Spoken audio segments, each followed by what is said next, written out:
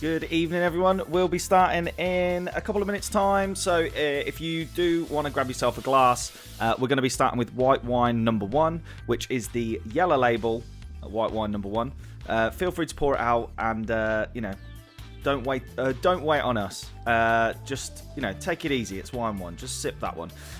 Give it a couple of minutes for everyone else to join, and we will be back with you shortly.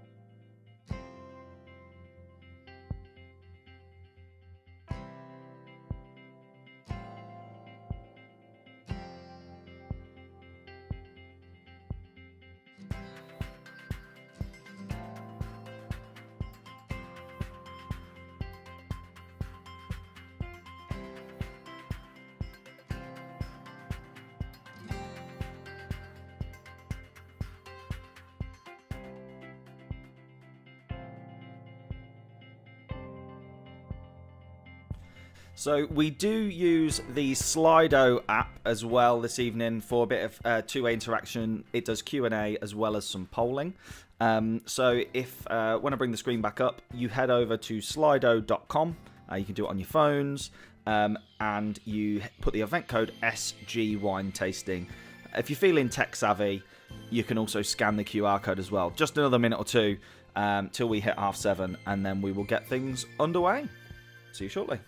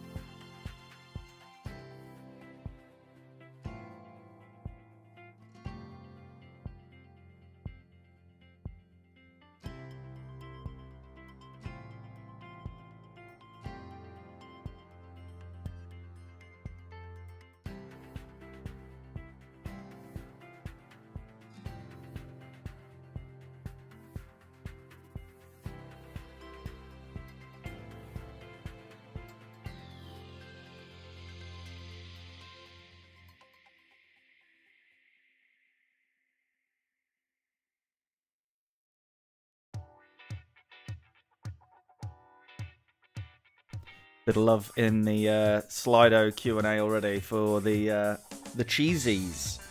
Where can you get cheesies? I'm pretty sure you can get them off Amazon, but you have to buy them in bulk. But maybe that's not a problem if you like them. Who knows? But yeah, gotta love the cheesies.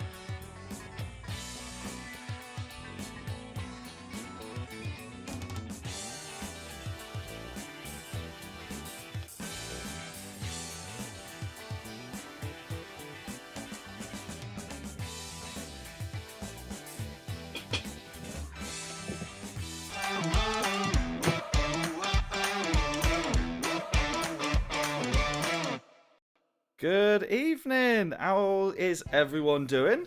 Lovely to have you with us for our January Try Before You Buy. Definitely the first time we've had the chat open up with someone's asked, does it matter if they're naked? That's from Yas Queen. And, Not to us, but I'd be careful with the cheesies. The crumbs get everywhere.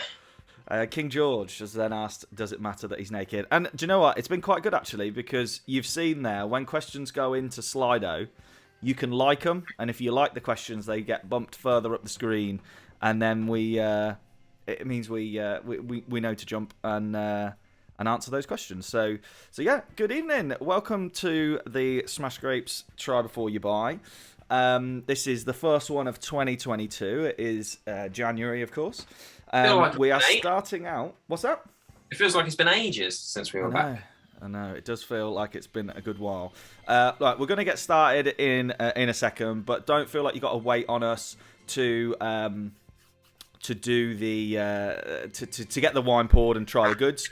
It's number one, so the yellow label. You can see that on your screens now. That's the pouch we're starting with. So that's number one. If you haven't taken your reds out of the fridge yet, because maybe you just forgot, or you maybe got in late from work, get them out. If you need to put them near something warm to bring them up to room temp, that's not going to be a problem. But those are the ones with those green labels. So the green labels are the red wines that we're going to go on to in a bit. It is number one with the yellow label, white one. So we're going to start with those white wines. So the yellow label has a little white wine glass icon. We're starting with the whites. The reds have the dark green labels. Okay, so your yellow label, number one. Right, Rob and Sarah, first time tasters, invested, so they've got to try the goods. Hello, Rob and Sarah. Thank you for your investment. Right, Sam, how's it all going to work tonight then? I think we've got quite a few first timers in looking at the orders. So let's have a little rundown of what people can expect and how it's going to work. Okie doke. So, if you've been here before, welcome back. Lovely to have you again. If this is new to you, fantastic, and welcome on board. This isn't your average wine tasting. We've got 6 wines. It's about a bottle's worth, probably slightly more by the way Dan's filled those pouches. And yes, we are not going to sit around and sniff and swirl and talk about Jean-Pierre in the vineyard and his little dog and fondling the grapes. Not at all. Smash Grapes wine tastings are about a couple of things really, but really what they're mostly about is drinking great wine. So we're here to drink, we're here to enjoy wine, and most of all, we're here to find out how we can explore fantastic new and interesting wines without getting confused, without getting bogged down by the weird language and the snobbery and the hoi polloi and the French phrases and all this sort of stuff where I've been there before. You're walking down the supermarket aisle, you want a nice bottle of wine. That might be a nice bottle of wine for something special on a Saturday, or it might just be for Tuesday night with mac and cheese. But you look at the wall of wine and you think, I don't know what any of this is. And you just end up reaching for the same old thing over and over and over again. You get stuck in what we call the wine rut. And so what a Smash Grapes Try Before You Buy tasting is all about is giving you the opportunity to try new things. We hope you like them all, but if you don't, that's absolutely fine. Wine is a personal thing. We'll talk lots about how wine's flavour changes and for what reasons throughout the tasting. But wine is a personal thing. If you don't like one, that will probably mean you'll like another. And that's the point. We're here to explore. Not all of these wines are my favourites. Dan has different tastes to me. It's all about exploring, but what we're here to do is make exploring easy and most importantly, comfortable and snobbery free. So get your glasses poured. There's no, ceremony here. It doesn't matter whether it's in a posh glass or in a plastic beaker. As long as it's got a hole in the top and you can drink from it, that's good enough for us. And we are not going to waft on about the history and all of that stuff. We're just going to talk about what it is, what it tastes like, and how you can find other wines like it if you like that one. few Great. people have said they've obviously not been able to resist opening their envelopes. Other people have managed to hold back and are asking what the envelopes are for. So yes, in your box this time round, you will find you've got a little brown envelope with some cards in them. If you can hold off temptation, then open those cards at the end.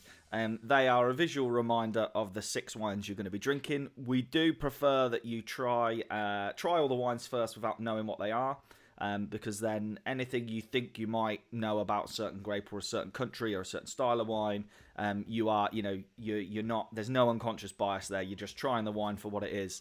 You might be pleasantly surprised, but those little cards are there for you to remind you what's going on. Especially after you're a bottle deep. Well, yeah, exactly. After you are, a bottle of wine in. That is all part of the upgrade that we've given Try Before You Buy this year. So I know we've got quite a few first timers. So hello to all of you out there. We've got a few regulars as well. We've given Try Before You Buy a bit of an upgrade. Say you're getting a little bit more print, a little bit more interesting stuff going in the box, and literally hot off the press. We are very pleased to say that from next month, from February, our very own bespokely made boxes, especially for the pouches to keep them nice and secure, avoid any leakage en route, and that fit through the letterbox, are literally being made as we speak, and we'll have those. There they are. There you go. There they are. We will have those for next month. So by February, we'll be sending out in our very own Try Before You Buy boxes. Can I have a drink yet? Yes, we've said it a number of times. Get number one, white one, your yellow labelled white one. Get it poured and get it in the glasses. So, right, let's kick things off then, shall we, Sam? What do we do here? What do we do? Oh, well, I haven't done one of these for a few weeks. We normally ask people what they're tasting, don't we? So, here you go. This is why we do Slido as well. We just love to ask you the kind of things, you don't have to be using any technical language here. We're just interested in what kind of things you're picking up. It could be a flavour. It could be wine. There you go. Someone's straight in there. What kind of things are you tasting? Lemon, coconut. That's the first. Peach. Okay, nice. Lemon, lime. So, Sam, talk us through what's going on here. All right, guys. So, wines I've picked tonight, because it's the start of the year, because we sort of anticipated we're going to have a lot of new people. The wines tonight really are about showing you guys what Smash Grapes is all about. And what that is breaking down the misconceptions and the sort of assumptions we have about wines. As Dan said, you've got those cards there with the names of the wines on, hidden in that envelope. The reason why we say have a go blind, don't open the envelope if you can help yourself, is not because we're, being snobbish and we want you to try and guess or anything like that. That guessing what a wine is blind is literally the dumbest and most boring exercise ever. The reason why we do it is because we all have like assumptions about what we like. Oh, I only like French, or I only like Italian, or I only like Shiraz, or I only like Sauvignon Blanc. And the reality is those misconceptions, already had too much. Those misconceptions and beliefs have kind of been hammered into us by big brands and by advertising and various other things. And the reality is that there's thousands and thousands and thousands of grape varieties out there to try. There's hundreds and hundreds and hundreds of regions and plenty of countries. And so the wines that I've chosen for you tonight are about exploring the unknown, hopefully, but actually with familiar flavors, things that you can bring yourself back to, and actually showing you that the grape variety is not the be all and end all. And actually it comes down to one other thing in particular, and that is weather. If you've been here before, you hear me talk about weather all the time because it is the most important thing for a white wine. So white wine in this glass, lots of different things going on there, lots of different fruit flavors you guys are poking up there.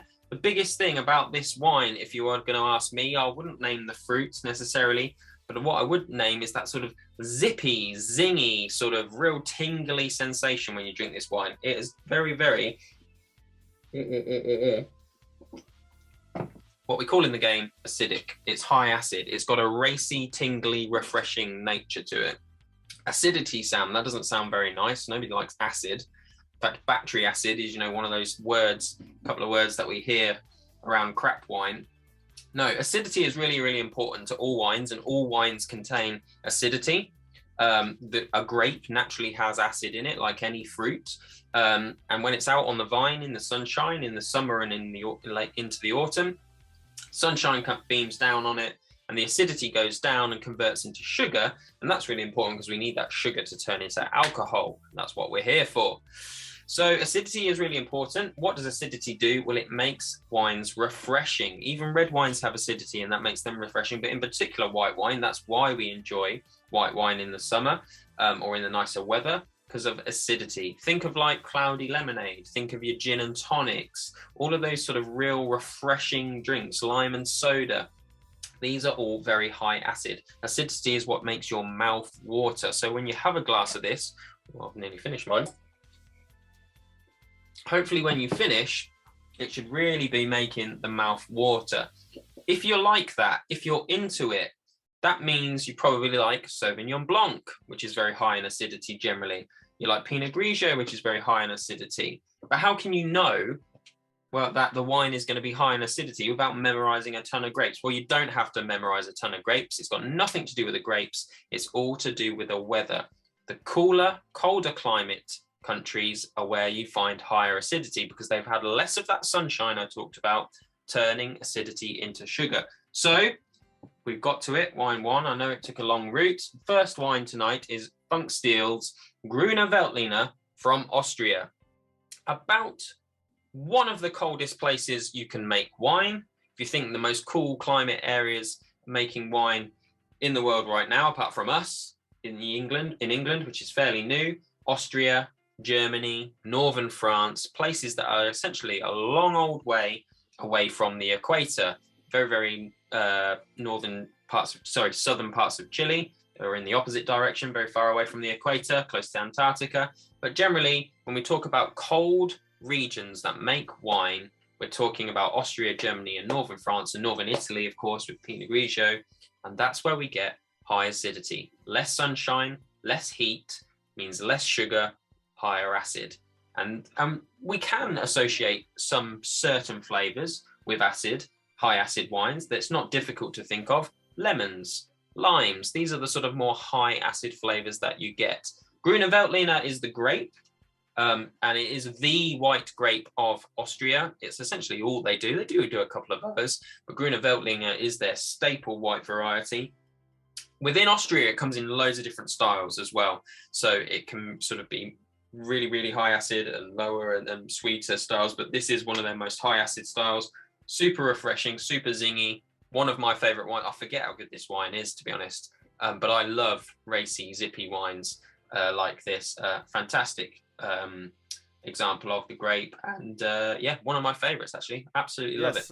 Bit of varied opinion in the Slido poll, which is what we said. We set out here, and having tried these wines a little bit earlier in the week, we're definitely going, especially with the whites, we're going along a scale. So maybe if one isn't for you, some of the others will be. One thing we forgot to say right at the start, use the questions in Slido whenever you want. Use the chat on YouTube. We'll try and keep up as best we can. But yeah, I've got no problem interrupting Sam with questions as they come in. So a couple of ones. Can we use the same glass each time? Absolutely. Absolutely you can. This is not some sort of posh pretend we're wine snob wine tasting. It's not going to make any difference. Certainly in the direction we're going as well. We're starting with the lightest wines. We're moving up to the big boy reds later. It's really not going to have much effect at all. If you want to have a separate glass for reds, sure, why not? I do, but it's not really a big deal. I think it's fair to say just make sure the glass is empty before you put the next one in, though. That's the only rule there. Tracy and Kev, aren't all wines vegan? They obviously spotted the note on our card up on screen. So the long and short of it is, guys, actually no. Not all wines are vegan. Most of them are. When they filter the wines, sometimes they use animal products in that process. Things like egg white or isinglass, which comes from fish. It tends to be kind of the more old school, old world stuff, doesn't it, Sam? That's still using that kind of method. Yeah, I mean, it's really few and far between now. There are vegetable alternatives which make the wine obviously vegetarian, and then there are the minerals from the ground alternatives which obviously then make the wine vegan. But yeah, used to be animal products. It's the same with beer. You know, most beers now, most beers were filtered with isinglass, fish scale product, and now they move into a more vegan product. So yeah, and egg whites again in beer, quite common. So yeah, not all wine is vegan. So if you are really hot on your veganness, then just double check. But pretty much the whole industry is moving that way. Yeah. Yeah, and they don't always label it either on the bottles. So that's why sometimes if you buy from a wine shop, a wine retailer, they'll be able to tell you. Helen and Steve, sorry, this one's not for us. Yeah, fair enough. And Laura, perhaps it's a little bit bland. I can see that. I think, I think especially maybe perhaps not with that one, but some of those high acid wines, especially like your Pinot Grigios and things like that, they can be a little bit meh. But some of the other ones we've got coming up have got a lot more going on. So hopefully, Laura, you might find that white wine 2 and 3, are anything but bland. A lot of people in the chat loving number 1, gone down very well. I saw somebody do Austria ? With wide eyes emoji. Because Austria, it's not a wine that we see a huge amount of over here. I think if you went into Sainsbury's now and had a little look about, you'd probably find a Gruner from Austria, but you don't find a lot of Austrian wine. And the thing about Austria and Germany in particular is they do get that sort of like, hang on a minute, mate, reaction, because we went through this period in the 80s, I guess, of importing some absolute terrible stuff. I mean, the joke was on us. The Austrians and Germans were laughing their heads off when they sold us this stuff. Your Black Towers, your Blue Nuns, and there's all sorts of stereotypes around Austrian wine. Antifreeze and all that sort of stuff. The joke was on us, guys. The joke they've been making wine for hundreds and hundreds of years at the highest levels. Even exactly the same as the French have been. They're only next door. They were just sending us the rubbish, but that's not the case anymore, because I think we might have walked into a bit of a private joke there, because I did see another thing saying, "Oh, what happened in Austria, Shaz?" So I think there might be some kind of story there. So yes, Queen in the Slido chat, if you want to impart any let us know what happened in Austria. Yeah. What is the Slido code? We've been asked this on YouTube, and then we've been asked it on Slido as well, which is quite strange because you don't need the Slido code if you're already on Slido. But the event code is SG Wine Tasting. So you head to slido.com, go to SG Wine Tasting, or you can scan the QR code that is on screen there as well. Right. So there you go. That is white wine number 1. White wine number 1. We're now moving on to number 2. So the same, please. The yellow label, number 2. Get it poured out. Get it in your glass. Before we, while everyone's doing that, gonna launch another little poll in there, and just ask you what your kind of go-to grapes for white wine are. Really, say I've got the label on screen now. That's the one you're looking to pour. Yellow label, white wine 2. But yeah, if you can jump in Slido, let us know what's your favourite grape / type of white wine. What's your normal go-to? Gives us a little gauge of what people's general tastes are. Sauv B, we knew that was coming straight in. Yeah, Soave, Chablis. Nice. Chablis, lovely. Pinot Grigio. Yep. Tarantus has just come in the YouTube. Somebody big into the Argentinian whites. Very nice. Yep. No to light oak, white Rioja, citrus, Albarino. Marlborough Sauvignon, Aussie, New Zealand Sauvignon. There we go. What else is just dropping in here? Oh, No, Albarino. Bit more love for Albarino. So, you guys, you're a high acid crowd, to be fair. What we got here? We've got Pinot Grigio, Northern Italy, fairly high acid. New Zealand Sauvignon Blanc, definitely high acid. Soave, also Northern Italy. That's a blend. Soave isn't actually the grape, it's a region. It's a blend of Garganega and other grapes. Chablis, which is Chardonnay from the north of France. So again, about as cool climate as you can get. So you got an Albarino, northern Spain, super racy acidity. One of my favorite grape varieties, Albarino. Albarino and Vinha Verde over in Portugal, which is basically made from the same stuff. It's that northern part of the Spanish and Portuguese countries, really lovely racy acidity. So for most of you, the previous wine should have been in your wheelhouse. The guys that like the Aussie whites and Chardonnay are probably going to be enjoying more of the next two, and the White Rioja fans definitely more of the next two, where we move into warmer climates and therefore the acidity comes down and the sugar comes up. That doesn't mean sweet, but what it means is sort of more fuller, fruitier flavors and less of that zing. Jason in the YouTube chat has just said, is it wrong that we just said we could drink one bottle of that, but not two? I'm not sure if you were referencing wine 1 or wine 2, but just let us know in the chat, Jason, which one is that? I 100% agree with that. There are some wines that are nice because of the refreshingness and stuff and the acidity, but then you think, oh, you wouldn't want another. It's like you can have too much gin and tonic and then it just becomes bitter and too much. Dave, not too keen on wine 2. Sarah, dry with a bit of apple in the middle. And it was white wine 1 that Jason was on about there. They could have done 1 bottle, but not 2. Yeah, I'm with you. So, what things are you tasting here in white wine number 2? So it's white number 2 that we're pouring out here.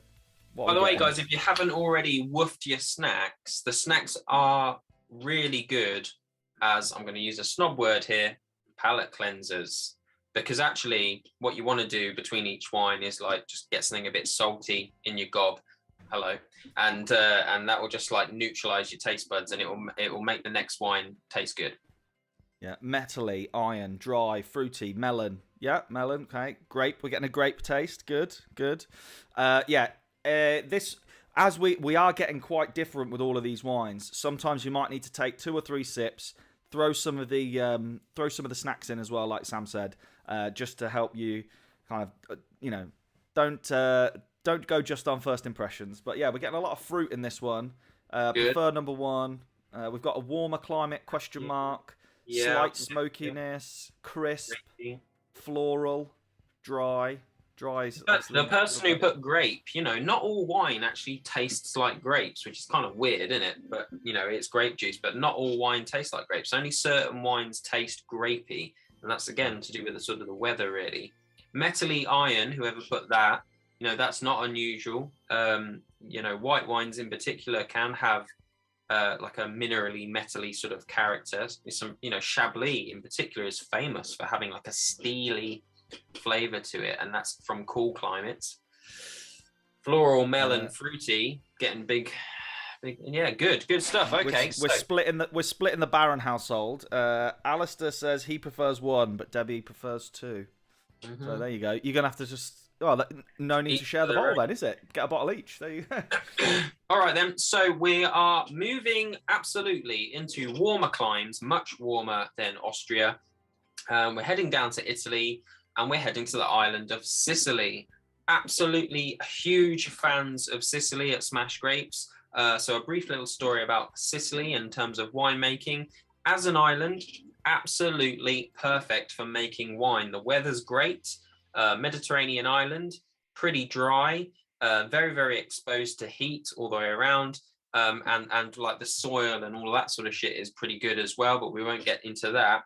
The thing about actually places that are really, really suitable for growing wine is they don't make very good wine. Wine likes to struggle. Grapevines like to struggle, or at least they don't like to struggle, but they produce really good fruit when they struggle. So most regions, like to get their vines to dig deep into the ground to find the best nutrients and water, and as a result the fruit generally ends up being sweeter and better as a result. So for a long old time, because Sicily was so fertile and great for growing grapes, it grew a lot of rubbish, and that rubbish got made into Marsala wine. I'm sure you've heard of, or if you've done a recipe or something and you've had to go and buy a bottle of Marsala wine for cooking, and you've never used it again. It's at the back of the cupboard. Marsala wine, generally only used in cooking. Don't really want to drink it. Has been the staple of Sicily. I mean, that's literally what everybody did, was grow grapes to make Marsala wine. However, as we moved into sort of the early noughties, the Sicilian government said, we've had enough of this. We've had enough of the poor reputation. We want to improve this. We think we can be a fantastic winemaking country. And so they subsidized winemakers to dump the Marsala stuff and actually grow less grapes, less yield, less actual physical grapes, but higher quality. And the government helps them to do that with subsidies and all that sort of stuff. And that's not uncommon. The French have done it as well. What that meant is quality went up massively, and the quality is really great because actually the conditions are perfect for growing wine, but now they're not growing too much of it. And as a result, though, the value for money is tremendous. Have a look out for Sicilian indigenous grape varieties. The one we've got in our glass in front of us now is Grillo, Grillo, Grillo, Grillo. It's one of the indigenous white grapes. Another one is Catarratto, another white grape, Catarratto. The reds, Nera d'Avola, are amazing, fantastic red. If you've done tasting with us before, you're going to be familiar with it because we bring it up all the time. It's like the Malbec of Sicily, fantastic red. And there's also Frappato, which I think we've done before. I think we did it at Christmas, actually, Frappato, didn't we, Dan? Slightly sweeter in style than the Nero, and absolutely lovely. It's like candy floss Frappato. So yeah, the indigenous Sicilian grape varieties, really fantastic value for money. They are going to be cheap, but they are great quality. Baglio Ghibellino are one of the most prestigious winemakers on the island now, all organic. So what is organic when it comes to winemaking? Well, organic is one of those words that's kind of been hijacked, hasn't it, by the supermarkets, and it gives them the sort of license to charge you a bit more, and you got to pay more to feel good about your purchase. But the reality, in a lot of winemaking situations, organic has just been the norm for a very long time. Organic, when it comes to pesticides and winemaking, really there's only one thing that people use pesticides for in winemaking. That's mold and mildew, dampness. Dampness in the vineyard is what you need to spray against. If you're lucky enough to be growing your grapes on a Mediterranean island, you don't have to worry about that stuff. It's super dry, lovely Mediterranean winds, and therefore dampness doesn't exist, and therefore spraying with pesticides and stuff isn't a thing. It's never been a thing, hasn't been for hundreds of years. And so they've been growing organically for a long old time. So even if it doesn't say organic on the bottle, when it comes to somewhere like Sicily, you can be pretty confident that it's chemical free because they just don't need it. It's only in the cooler climate sort of regions where you can imagine there's going to be rain, like France or Germany or Northern Italy, where that has to come in as a factor. But yeah, Sicilian white wine, Grillo, think of it as like a fuller, funkier Pinot Grigio. Fantastic wine. We got a question then come in. Is it only red wine that has legs? That came from Dave. No, so legs, which is, let's do it. Oh, just give me an excuse to pour a little bit more of this wine. So legs is that thing, when you swill the wine around, it's how much of it is clinging to the side of the glass and for how long, the teardrops that go down the side of the glass. That means one thing and one thing only, and that's sugar. It doesn't have any bearing on quality. A cheap wine will do it with lots of sugar in. It's to do with the sugar level in the wine. So if you swill the glass around and you take a look, if those legs fall down quickly, then the sugar level is low, which also means the acidity is high. But remember, as we move into warmer climes and the acidity comes down and the sugar goes up, that will cling to the glass more. When we move into the red wines, when we go into really hot climate red wines, that's when it really clings to the glass, and that's where most people expect to see legs that actually do linger on their glass. But if you was to move on to pudding wines and dessert wines, where there's bags of sugar in there because it's a sweet wine, they'd cling even more. It's all to do with sugar. A lot of love for the snacks going on. So the olives, we had a lot of cheese love going down. Someone else said they found this one potentially a little bit weak and watery, but it had a nice aftertaste. Yeah.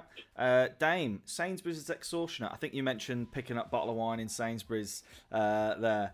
As well, I find Pinot is old news now. It was popular, but the quality's gone down. What are your thoughts? Yeah, I mean, so Pinot Grigio, I assume they mean. Northern Italy, as an area where Pinot Grigio comes from, has been absolutely like transformed by mass production of wine. So there are, you've got Pinot Grigio and all the big brands that produce it, and then the other big one is Prosecco. You've got all the big brands that produce Prosecco in like obscene quantities at obscenely low prices. There are there are vineyards and winemakers in northern Italy that have been making red wine for 10 generations, hundreds and hundreds of years, who are ripping up the vines and replacing it with Pinot Grigio and Prosecco because it's the only thing they can sell, because the big corporations are taking over that place. It's pretty sad, to be honest. It's pretty sad. There are a few untouched areas in northern Italy. We do talk about them. Durello in particular in northern Italy, which makes a lovely sparkling wine that's fantastic alternative to Prosecco, great quality, untouched by this massive sort of corporate invasion. But yeah, it's a region that's basically been dominated by big brands and companies, and the result is, they want the costs to come down so they can make more profits. It's not great for winemaking. It's a real shame. Very good. Very good. Right, bit of love. Some of you out there as well got some of the chickpeas. Zoe and Val loving the chickpeas. Yeah, we got a variety of snacks going this month. So yeah, and I think you answered Dame's questions there about Prosecco and quality as well, all in one. So there we go. That was white wine number 2. So, it doesn't take a rock scientist. Moving on now to white wine number 3. So yellow label number 3. Let's get it poured out. Let's get it in the glasses. It's here we go. Let's see what you're thinking on this one. What are you tasting here for white wine number 3? See some of these trickle in. I found this one was quite different. This one is quite different. It's been a while since I've tasted it. I tasted it again tonight, and it did surprise me. I think this is going to be a room splitter, to be honest with you. Grapefruit, licorice, pepper. Pepper, definitely, yeah. It's got a spicy thing going on. That's probably where the licorice is coming as well. Spicy, isn't it? Grapefruit, licorice, another licorice. But who has spelt licorice correctly? Yeah, I don't know. Don't ask me. Bloody hell. No, battle of the licorices here. Yeah, it's different, isn't it? It is different. Licorice, question mark. Toffee. There we go. So, whilst you're popping those in, and not particularly about this wine, but going back to the old grape variety situation, most of us now pick our wines by grape variety. That's not the way it's always been done, to be honest with you. Single grape variety wines, as in a wine labelled with its grape, is a fairly new thing. It's something you see mostly in the New World. We'll touch a bit more on that with the reds. Actually, generally, wines are labelled by their region or the country, and then the region, or even somewhere specifically within the region. And that can be pretty confusing because you don't know what's in the bottle, and that means, I'm not sure if I like it. But again, I'm going to bring it back, guys. I know I'm boring. It's all to do with weather, So this wine that we've got in front of us now, the grape variety is so obscure and so random, and you're not going to find it anywhere really in the shops. But it's about the region. The grape's kind of irrelevant. It's about the region. It's about the climate. It's about the weather. And that's what makes the flavors the way they are. And so the point of this wine tonight is to kind of like illustrate the fact to you guys that grape variety is not the be all and end all. It can be a guide. Of course, it can be a guide because certain grapes only like it when it's cooler and certain grapes only like it when it's hotter. But many grapes are quite broad. And actually, it's all to do with the place. Place is a really important thing. you may, if you sort of are into your wine, have heard of this like French snobby term, which is called terroir. It looks like terrain, terroir, spelled Terroir. Terroir is nothing to do with soil. It's nothing to do with what's in the ground or anything like that. It kind of just means sense of place. And that sounds really like a bit sort of airy-fairy and a bit bullshitty. But what they really mean is like it's not the grape, it's everything else. That's what they mean. And that is the case for many wines. So again, we're talking about white wine here, we'll move on to reds in a bit. But if you know you like high acid, refreshing, zippy, fairly clean flavored, not a huge amount going on apart from that zippiness, white wines, look for your colder countries. If you want something that's, not got that zippiness and that sort of acidity, and you want a bit of fruit, look for slightly warmer countries. But then if you want something that's packed full of fruit, and when we talk about the fruit, so when that acidity comes down and the sugar goes up, we move away from those lemony lime high acid flavors. Sugar goes up and we move into like appley, peary flavors. And then when we get into even hotter areas, sugar comes down, heat goes up. Acidity comes down, sugar goes up. We move into more stone fruit flavors. And when we're really, really in the hot areas, we're talking tropical fruits, which is nice and easy to remember, isn't it? Super hot countries, tropical fruits, because the sugar is high. Think about like a mango or passion fruit. It's sugary, isn't it? It's sweeter. Doesn't mean the wine's sweet, because all still white wine, unless you're buying pudding wines, is dry. It's not sweet. But the fruit flavor changes. Anyway, let's get to this white wine. A lot of controversy going on here. Well, not controversy, but a lot of split opinion. So we've got a lot of people saying, really like it. Tastes a lot better than it smells. Yeah, it's got a bit of a unique scent to it. We've got Helen and Steve, mixed reaction. No from me, yes from him. Beardy Bob and the Ginger Ninja. Wife's not a fan, but he likes it. Another one, split decision. Prefer number 3. We're in dispute, says Dame. Unsure about this. Keza's loving it. Dave, don't like number 3. Sorry, Dave. There you go. Laura, we're a split group. Most of us like it. Jason says best yet. And I think Sarah's agreeing as well. Clean and fresh. Yeah, I like this one. Okay, so we are in Huelva, Yeah. Huelva, Huelva in the south of Spain, Condado de Huelva. It's basically, think about the bottom of Spain on the left, on the border with Portugal, so that sort of bottom left corner of Spain. Across the water is Africa. We're talking hot. It is coastal, but it's pretty damn hot. There's a national park down there, National Park Doñana, and it's beautiful, beautiful place. It's actually where they reckon the lost city of Atlantis is. They reckon it's somewhere around there. That's got nothing to do with anything. Anyway, so we're talking hot. It's about as hot as you can get in Europe. We're going to be over in Africa fairly quickly, so it's damn roasty toasty. The grape is Zalima. But as I said, it's kind of irrelevant. Zalima is a grape that you're not going to see anywhere. You're not going to see it on the supermarket shelves. It's the white grape of this region. They only grow it there. They don't grow it anywhere else. And they don't label their wines with it because all of their white wines have Zalima in. So don't worry about that. Cast it aside. Huelva, hot region. Zalima as a grape is kind of like Chardonnay and kind of like Viognier. If you've heard of Viognier, that's the great white grape of Côte de Rhône in southern France. Chardonnay is an all-rounder but does very well in heat. Viognier is a heat lover. We're talking thick skins to take on that blistering heat. So Zalima is the same.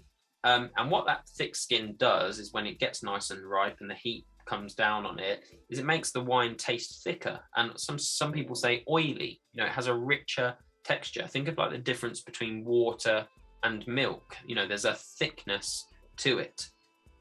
Talking of milk, there's also like a dairy texture to this. I think somebody said something about brandy butter in one of the comments. Yeah, we had a brandy butter Christmas pudding vibe. Yeah.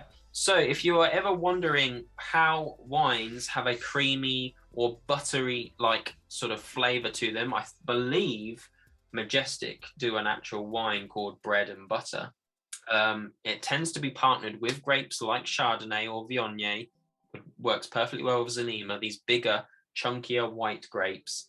It's called lees aging. So there are two types of aging. So we've talked about the effects of weather on a grape, and that's pretty much everything you need to know in terms of the fruitiness.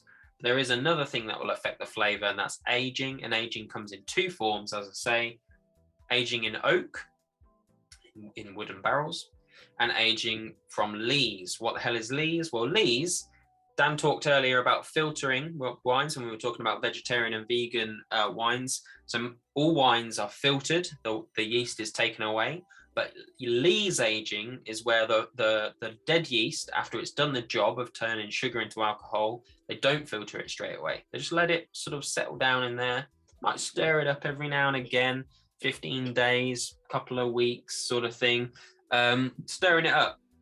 And that adds these dairy-like flavors, a rich creaminess or a milkiness or a butteriness to the wine. And then texture, all of a sudden we're going from like semi-skimmed milk to full fat, or skimmed to semi, that sort of thing. It adds a richness to the flavor. So if you like your white wines, firstly, tropical fruit flavors, you need a warmer climate.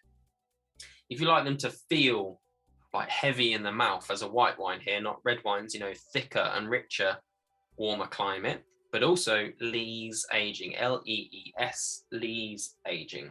But it's quite common for these types of wines to have that added in because the two work really well together.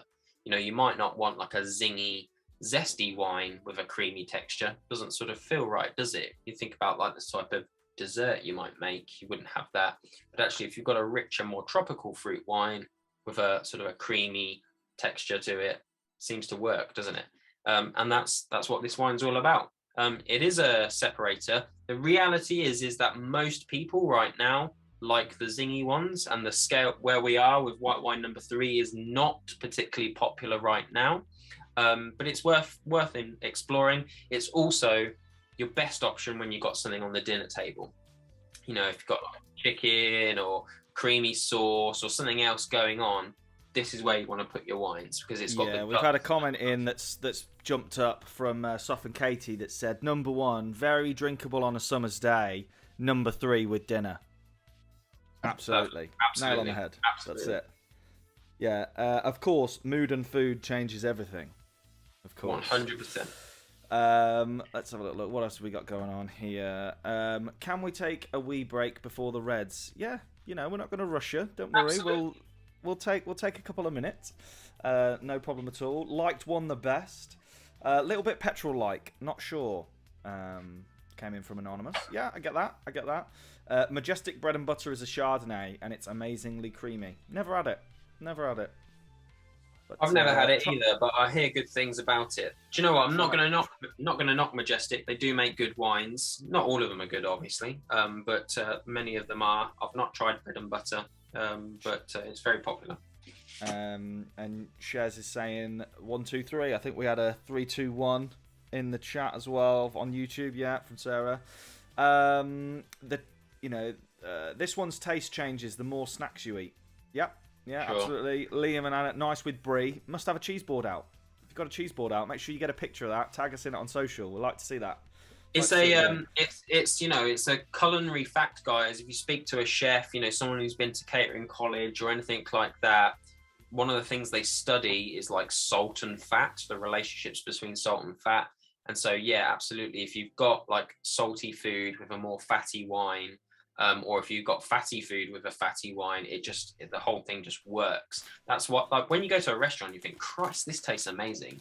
Like, I wish I could cook like this at home. It's not that complicated. It's usually salt and butter that is making you be like, wow, this is amazing. Salt and fat goes a long old way to making things taste great, and it's the same with wine. Linda, not normally a white fan, but really like this one. Nice. Glad we can help you find one that you're enjoying. So yeah, we'll take a really, really short little break. We're not going to go anywhere.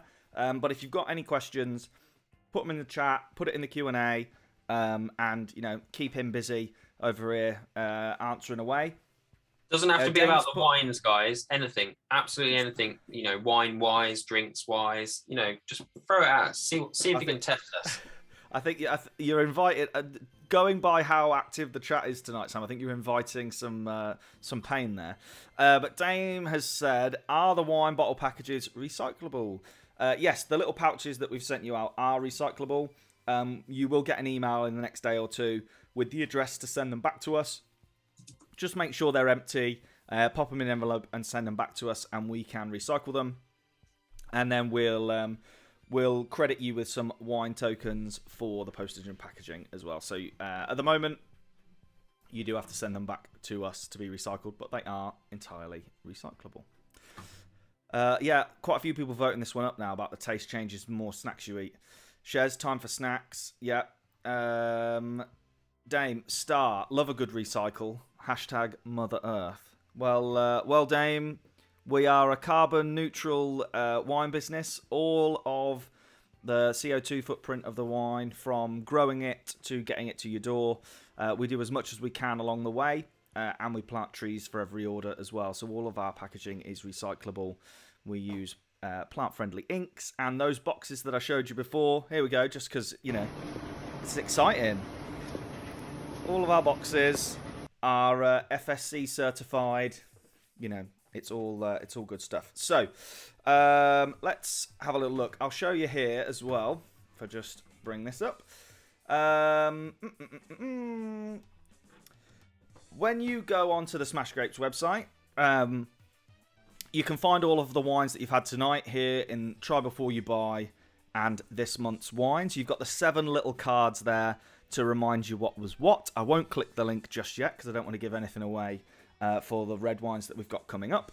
But you find them all there. Your wine tokens portal is down here in the right hand corner. This is where you just log in. If you're like, Dan, I don't have an account, just use the email address that you bought your tasting pack with, and that will you'll be able to register your account there. To make it easier as well for your £10 vouchers for taking part in tonight's Try Before You Buy, I think at about 9 o'clock tonight, you're going to receive an email with the voucher code directly in it. Okay, so the voucher code will sit in your email. You just use that as and when you're ready to go on and purchase. You can purchase any of the wines we have tonight, or just anything in the store in general. There's a little link in there you can click to add it directly to your basket, or you can copy and paste the codes and do it at your own leisure. But there's no need to exchange tokens. They are emailed directly to you now. Each £10 code. If you bought 2 packs, you'll be emailed 2 codes. I think there's someone out there. I think it's Laura. She bought 5. Hopefully you've got some friends round and you're doing it as a group. You were very excited when I dropped those 5 boxes off yesterday, though. So were they yokels? Were they? Yes, yeah. Local delivery, so it's all good. It's all good. Right, let's see what we've got in the chat going on here. I did see a couple of questions. Burns night this week. What would you put with haggis? Oof. Spiced, you know what? Isn't it? Yeah, it's spicy, isn't it? It's peppery. It's not red meat though, is it? It's offal, isn't it? It's offal, yeah. Yeah. Well, I mean, the Thursday it's a tough one because I think I've tried it once in my life, but peppery is like the thing, isn't it? And peppery just says one thing to me, and that is Shiraz. Shiraz genuinely has a flavour of pepper, white pepper and black pepper, depending on where you get it from. If you get Shiraz from the Côte de Rhône, south of France, so when I say Côte de Rhône, it might say Côte de Rhône on it, it might say Châteauneuf de Pape on it, that sort of thing. Yeah, peppery spiciness. If you get it from Australia, then it's a little bit richer and fruitier, but it still has that spice. So yeah, haggis, I think Shiraz, but I'd probably go Côte de Rhône rather than the Australian, because I don't think it's not like steak, is it? It's sort of somewhere between white meat and red meat. Yeah, it's just a concoction of things. Are people from all over the UK or local? We have people all over the UK, everything from the Scottish Highlands down to the Crook of Kinross, I think, is our most southerly customer, which is right down Devon, Cornwall way. The Crook of Kinross. No, Crook, not Mull of Kintyre. Oh, sorry. Kinross. It sounded like it fitted. Yeah, so people from all over the UK. It just happens if you are a local, then we tend to deliver them so that the couriers can't give any of the wine to Bash. Delivers it personally. Exactly. Do you deliver wine tonight? Unfortunately not. By the time we finish this, I will be a bottle of red in, bottle of wine in, same as all of you. So it would not be responsible for me to jump in the car. But if you do order locally, might be able to get you some wine over the weekend. We'll see how much you order. And Chez says, are you at the Chester Food and Drink Festival in Easter? It is something we've looked at, and there might be something fairly exciting coming to the world of Smashed Grapes event attendance. But I think we'll save any formal announcements there until a little bit later.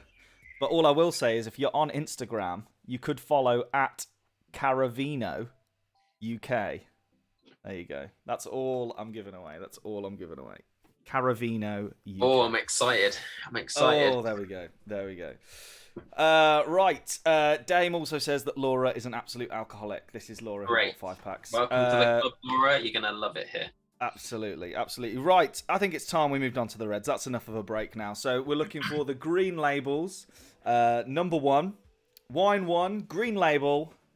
It's the Reds this time. Remember, you don't need a fresh glass. If you want one, fine, go and grab it. Just make sure there's no white wine left in there. I know it's out of stock and Christmas feels so long ago, but a huge shout out to the XP. It was excellent. PX. Coming back. PX, yes. It's coming back. It's coming back for some lover on the Valentine's. Bit of PX. Bring back the PX. Can't get enough. I've still got some actually from Christmas. Didn't drink it all. Yeah, it will. It'll be back in probably next week, Roger. So keep an eye. For those who have not got a clue what we're talking about PX Sherry. Don't recoil in horror. PX Sherry is amazing. It's not like sherry you've ever tried. It's the sweetest, darkest type of sherry. It's like liquid Christmas puddingy, chocolatey amazingness, and it's like 15 to 17% ABV, and yeah, it's amazing. Does it matter that our reds are a little bit chilled? I would say with these ones, it's not a big deal, but they're fairly large reds. But bang them near a radiator. They'll literally warm up in 30 seconds. This is my red wine. Just use one of these. Just bang them near the radiator, get them warm. Don't put them in the microwave because A, the pouches do contain small amounts of metal, and B, they will explode. But yeah, just put them near something warm just to take the edge off them. I think. Try not to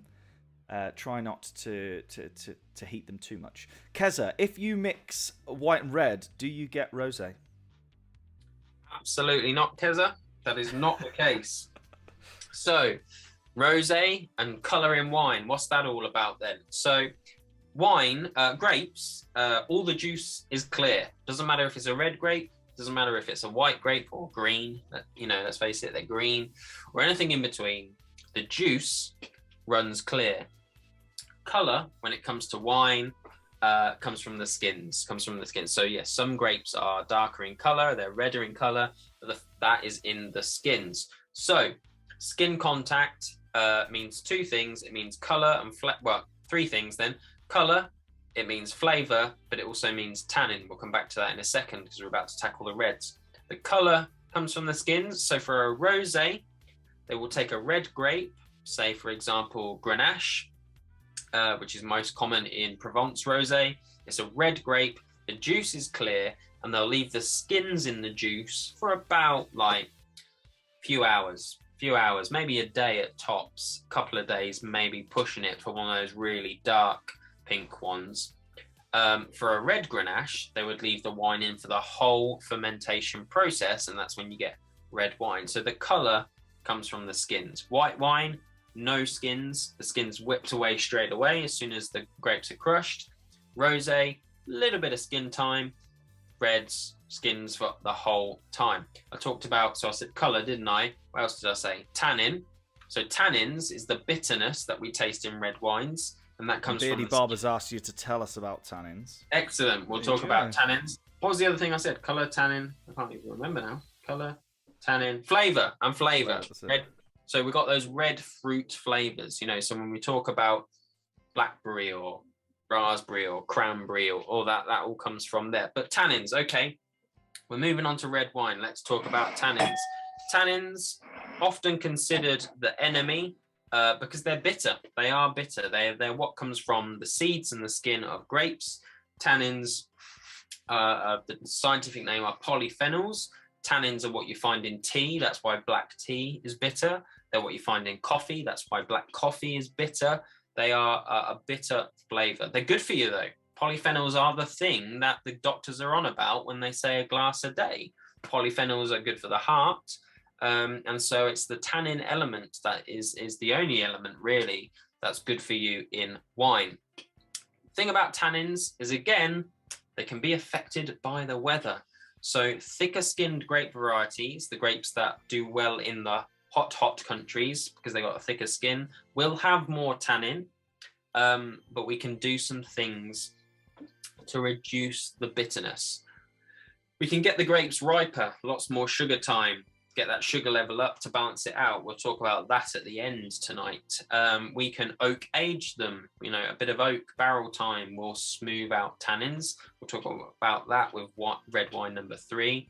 But one of the most important things to make tannins not an absolute, like, you know, gum turning inside out sort of thing, is slowing down the ripening of grapes. And this is a universal thing for all great wine production, is the ripening of grapes. This thing where we turn acidity into sugar has to be done pretty damn slowly. And that's why the best countries for growing wines, take Chile, for example, they're fantastic at it, are where it's super hot in the day and you get all that sunshine for the ripening, but the temperature drops down at night and it gets nice and cold. There's a technical name for that. Don't worry about it. It's called diurnal change. But basically what it means is hot in the day, cold at night. And what it means is you get all that ripeness and then it just calms down. And so slow ripening of grapes is really important for keeping the tannins down. And great winemakers, because they're essentially just good farmers, will know how to do it. They'll know the weather of their countries. And so they'll be able to make sure that the ripening process is slow. Bad winemakers, the ones that have big sort of corporate brands, Hardy's, 19 Crimes, all those sort of people, hopefully we're not going to get sued, they don't care about that shit. They just grow the grapes as quickly as possible. And then when it doesn't work in the bottle, they use chemicals to fix that problem. And there are 120, yes, I said 120 chemicals that can be legally added to a white wine without being on the label to fix things like sugar, acidity, and tannin in a wine. So if the job's not been done well in the vineyard, they can fix it in the winery using powdered and, you know, liquid acids and sugars in there. Great farmers, great winemakers will do that out in the field by understanding their weather. Right, red wine number 1. Completely forgot to launch the poll, so I've just launched that. Want to find out what things you're tasting. We've already had a lot of love for this. The chat is the chat's very active tonight. Very Good. active tonight. Not only have we been asked if someone could bang you on a radiator, but we are getting a lot of other questions as well coming in, which is good. Keep them flying through. Shez, will we get a rosé in the try before you buy? Yeah, we generally do put them in. Yeah, it's unusual to not have a rosé, actually. Forgot about rosé. It's a bit in January. Yeah, well, I mean, it's winter, isn't it? So you know, we like the warming stuff. Red one, it's a bit like a light Carmenere we're getting here as well. Okay, nice. We've got a couple of the questions we'll come on to in a minute. How many people are tasting tonight? There's a variety of people out in different forms tonight. I think over the weekend, because some people don't do this actually live, they tend to do it over the weekend at their own leisure. But if you do ever do that in the future, make sure you do drink the wines the weekend they are delivered. Yeah, they kind of vary. We were quite surprised with the uptake this month. We've got Dettol. Who put Dettol? Dettol. What's this? Saltier Love it. Tastes like a gentle cuddle. Pepper Piggylicious. Okay. Ooh. Nice. Love this red. Very beautiful, very drinkable. Right. Okay, cool. Yeah, got a lot going on there. So while we're still keeping those going, just keep drinking red wine number 1. Keep your thoughts going in. You mentioned about the chemicals, Sam, and Laura's put a question in. Is the hangover worse mixing white and red? Shouldn't be. I don't have a definitive answer on that. But I've done a fair old amount of wine mixing, wine tastings, and no, it shouldn't be. Headaches and hangovers and all of that sort of shit really does come down to artificial flavorings, colors, and additives. And it's what I've just been talking about. It's winemaking that is not done by farmers, people that know their land and their weather, but by big old companies that just get grapes grown as quickly and as abundantly as possible and then fix the problems using chemicals. So for example, me and Dan have been experimenting recently with trying different wines from some of the top brands. Like we'd go out and buy a Chardonnay from 3 or 4 of the top brands, and some of them would really leave you with a much more banging head than others. They would be the same wine, same country, same percentage alcohol. Sorry, when I said same wine, I meant same grape, same country, same percentage alcohol. But some of them would just make you really ropey the next day. And it's sugar. It's fake sugar, fake acid in the form of chemicals and whatnot. And that's what does you in. Mixing shouldn't do.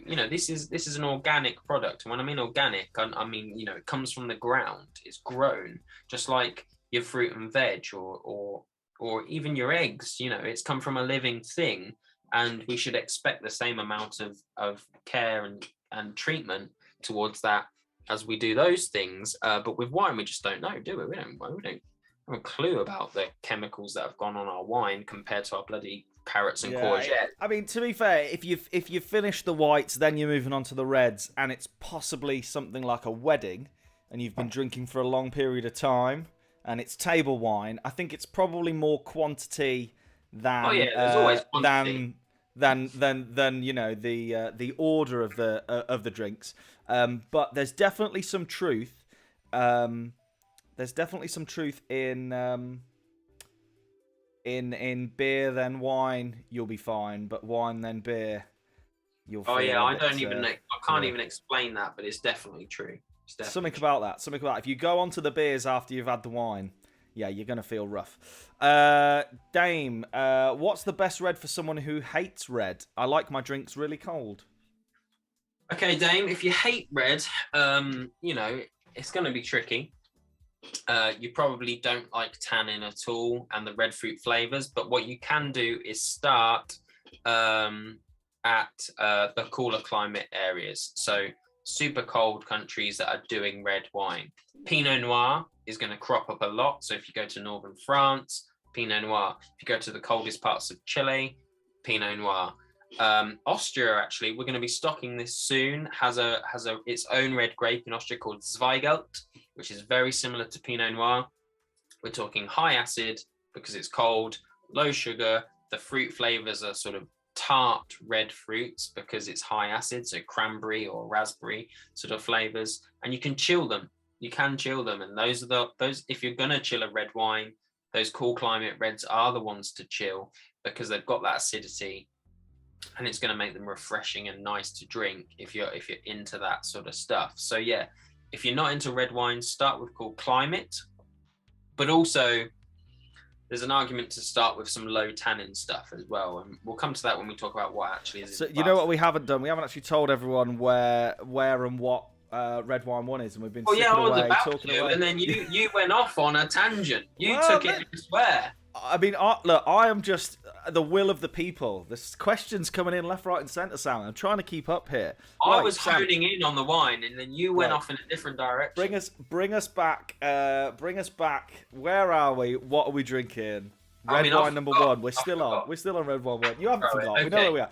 It's a grape most people might be familiar with, but it might be a new experience. We're back in Sicily. We're back in Sicily, on the island off the coast of Italy. We're with the same winemakers of the Grio that we had, Baglione and Gibellina, organic winemakers. And this is Merlot, good old-fashioned Merlot. And the reason I chose it is because I'm a Merlot hater. I am a Merlot hater. I'm sorry, and I feel ashamed because I get really wound up by people that write off an entire grape variety, because actually any grape, it doesn't matter which grape, is so different no matter where you try it in the world. To write off an entire grape is not particularly constructive exercise, but I have been like that for Merlot. Why? Well, Merlot is the medium of the wine world. It's medium in acid. It's not that acidic. It's not, it's not a lot there. It's medium in sugar. It's not sweet by any means. It's medium in body. It's, it's semi-skimmed. It's, it's fine. And it's generally medium in tannin. And again, going back to the chap that was asking about where to start with red wines, medium tannin is probably, and what do I mean by that? So it's got relatively thinnish skins, and so it's not got that bitterness. Merlot is generally quite sort of plummy and round and fruity and nice, and that's about it.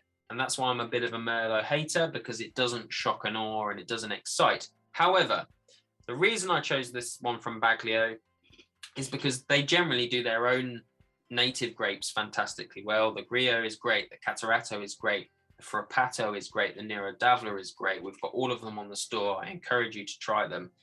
But actually, it just goes to show that actually, if you take Merlot, a medium French grape variety, and you bang it in a country that's got searing Mediterranean heat, no concerns about mold or mildew or dampness, it's hot and it's dry and it's lovely, it comes alive. And I think this is great. It's velvety, Tracy, lush, full of fruity flavour. Tracy Fantastic. and Kev did not expect that to be a Merlot. It was lovely. No. Merlot is generally Hello. meh. Yeah. Hello. There we go. Beardy Bob, Pinot Noir's a bit thin for him. Likes a full-bodied red. Obviously, when we were talking about trying something that you could maybe have a bit cool. Is it fair to say your taste buds adjust as you get older? I didn't enjoy red until the last couple of years. 100%. There's this thing, isn't there, about, you got to try something at X amount of times before you can like it. It's definitely true. It's definitely true. We tolerate bitterness more the more we try it. We tolerate acidity more the more we try it. It's 100% true. And yeah, that's the thing is, like, the more different wines you try and the more explorational you get, the more you're going to be able to tolerate and accept. And if you just stick to the same old shit every day, that same, like me and my missus, we lived in London working in restaurants for years. We were working in really smart restaurants. That was our job.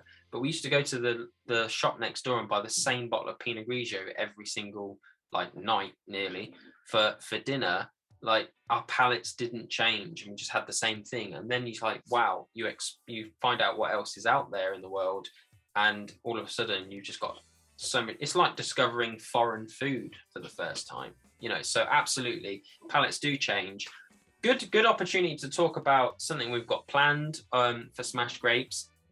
We are working right now with some proper techie data nerds, excuse me, to develop something which basically looks at your tastes, looks at the wines you purchase, the wines you rate, and it's really important that you do rate your wines. Go and send a review after you've had them, and starts to form a picture of the wines you enjoy, not just based on where they're from or the grape or the country or anything like that, but based on the things I'm talking about tonight: acidity, tannin, body, alcohol. And we've got some really smart, nerdy AI that is going to pick up on those things and help us to recommend wines to individuals, because wine is an individual thing. It's not like this wine is good, have it, because that's not the same for everybody. It's an individual thing, and we're hoping to use a bit of tech to help us make each and every one of you unique and individual recommendations that you're going to love based on what you've had before. So keep an eye out for that. Right. Before we go on to number 2, so get it poured. We're going to Red Wine 2, Green Label Wine 2. Jason and Tracy, what are your thoughts on a sparkling Shiraz? Can't say I've never had a sparkling Shiraz. I've had a couple of sparkling reds, but they tend to be the Italian or Lambruscos. Lambruscos and stuff like that. I've never had a sparkling Shiraz. Yeah, it's a funny old thing. I've had plenty of sparkling reds from Italy, like Dan Lambrusco. Excuse me, I'm just gonna have some water.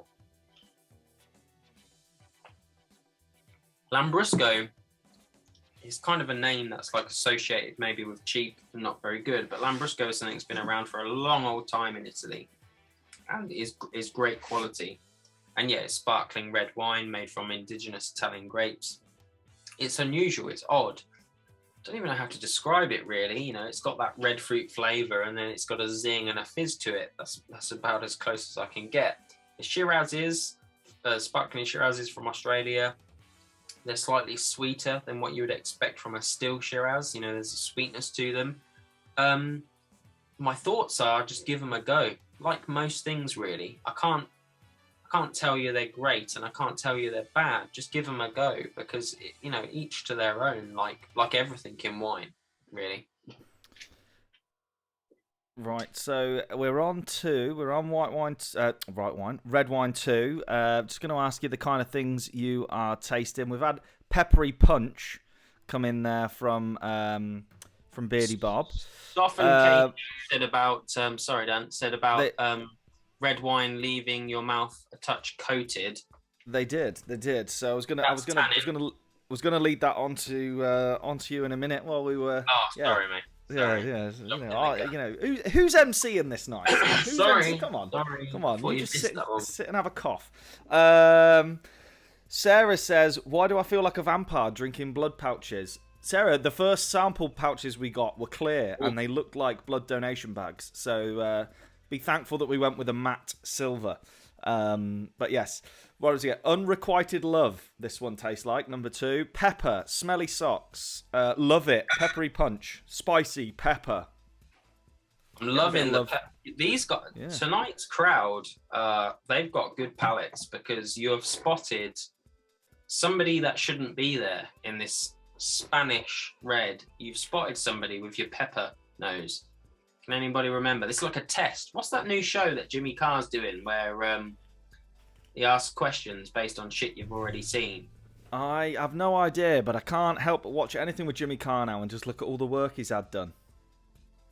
Well, it's like I've already told you the answer or something like that. Yeah, anyway. No, I have seen it, but well, basically, for all of you that are saying pepper, I've already told you the answer. So have a think about what grape it might be. But, there we go. It tastes like I am drunk, says someone in the chat as well. But yeah, we've got a lot of spice, a lot of pepper. We've got a nope, so I'm assuming someone's not a big fan of number 2 on the reds. I really like this one. I like this one. This is good. This is better than I remember. I think the last time I tried this might have been last year's wine, to be honest. Actually, I think the new vintage here. So when we talk about vintage, guys, that's a question that comes up a lot. Vintage means one thing only. It means the year. It means that year's harvest. So when I say, oh, this year's vintage, I think it's the first time I've tried it. What I mean is, I think this is the first time I've tried this year's harvest as opposed to last year's harvest. Vintage has got nothing to do with quality. It's got nothing to do with keeping wine for long old times and stuff like that. That's a whole other shebang we'll talk about another day. But vintage is literally just means the year that it came off the crop. And if you want to say, is it a good vintage or a bad vintage, which we don't really often do, that's just to do with whether the weather played ball on that year. You know, people will tell you, oh, we had a terrible vintage in 2019 because frost set in and killed half the vines. That's what we're talking about. So when I say I've not tried this vintage, I'm not, talking about anything particularly special. What I mean is I've not tried it since it came out this year. And for us, because we're talking about Spain with this wine, we're talking about September just gone. So I've not tried this wine since September. That's gone. we're getting a lot of body comments come up here. Tracy Body, and Kev, how do I explain this feeling? It's like it's heavy in the mouth, sticking to my teeth. You've got Soph and Katie's question: why does red wine leave your mouth a touch coated and white doesn't? Laura, does full body mean? Isn't he? He's bringing it together. Someone's got to bring it together. Laura, does full bodied mean it feels like you could bite it? Sam, I've set them up. You knock them down. Oh, he's not bad, is he? So, there are 5 things we talk about when we talk about wine in the industry. We talk about acidity. I've already done that to death. We talk about sugar. I've done that as well. We talk about tannin, which we've talked about. We talk about alcohol. So what does alcohol mean with wine? Well, we're talking about what's the ABV. Generally, again, we're going to revert back to weather. Excuse me. The hotter the weather, the more sugar gets turned into alcohol, the higher the ABV. The 5th one is body. The unique thing about the 5th one, body, is that it's dependent on the other 4. Acidity makes body lower. It makes wines feel lighter in flavor. But sugar, tannin, and alcohol all make wine feel more full-bodied because each of them make the wine feel thicker. Sugar makes it feel thicker. Tannin makes it feel thicker. And I think it was Soph and who is it down? Soph and Katie? Soph and Katie were saying, you know, what's this feeling I'm getting in my gums where I feel like it's clinging to my mouth? That is tannin. And in the industry, we call it grip. We say the wine's got a lot of grip because what we genuinely mean it's gripping to our gums. That's the tannin. And then the alcohol, most of you probably remember from a little bit of like GCSE science that alcohol is like thicker than water. It, you know, evaporates at a different temperature. So those all contribute to higher body. So when we're talking about the body of the wine, we're talking about the thickness of it. We're talking about the weight of it in the mouth. We're like talking about like the difference between skimmed milk and full fat milk, the weight in the mouth. Good wines will bring all of those things together to make a lovely, tasty wine without you noticing which particular one is the biggest. For example, like if you're drinking a 14.5% wine and you don't realize it because it's not burning you like a shot of vodka, that means the alcohol is really nicely balanced with the sugar and the tannin. If you drink a big old chunky red wine without it feeling like it's ripping your teeth out, that's because the sugar and the alcohol are balancing really nicely the tannin. And this comes back to my thing about great winemakers, not massive companies, getting it right in the field to get that balance right. So that's what body is. Body is a combination of all of the different aspects of wine coming together to give that feeling in the mouth. And that's when we talk about light-bodied and full-bodied. We can surmise it that like light-bodied will come from cooler climates because of the higher acidity, but then lower alcohol, lower sugar. And then the fuller-bodied wines will come from a hot country because of the lower acidity, but higher sugar and higher alcohol. But, you know, there's a whole area in between. Cool. And then before we just give the big reveal, obviously you did say Spain. T and I have said lovely wine. Reminds me of Rioja, is what we've got. We've got just come in there. Good. So Sam, Bloody where? well. Yeah, bloody well should. And why? Why should it? Because. Okay, so red wine from Spain must be Rioja. No, Rioja is a tiny old region. I wish we had a map to show you.